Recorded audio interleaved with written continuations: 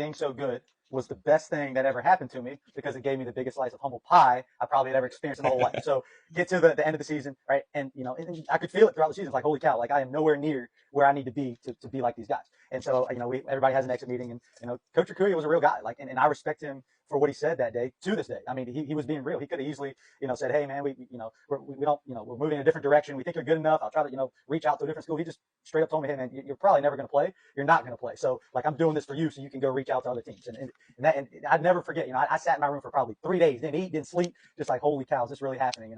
And just, over the summer, I was, basically begging, hey, any news, because he always said there might be a chance, depending on the roster, and he finally said, no, there is no chance, man. So actually, not to dive too deep into it, I was basically on the CNU baseball team. I mean, I reached out to the coach, I enrolled into the school. I was ready to go there. Which is And where, KB? What school is which that? is it's Christopher Newport University in Newport News, top of the Okay. line D3. Okay. So I think it was a couple days before I was supposed to start school. Like I was enrolled, and Coach Akuya called me, out of the blue and said, "Hey man, one of our pitchers just got hurt, and we have an extra roster spot available.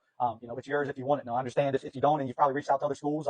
But I'm gonna let you have first dib at it." So I thought long and hard that night because I'd already basically told the Radford team I wasn't coming back, and told the CNU team I was on that team, and I had to flip it because I was like, I'd kick myself for the rest of my life if I didn't at least go back and try. So I ended up doing that. I came back, and going to that day one meeting, like it was just like I basically changed. I mean, that just moment completely changed me. All the childish stuff kind of was behind me.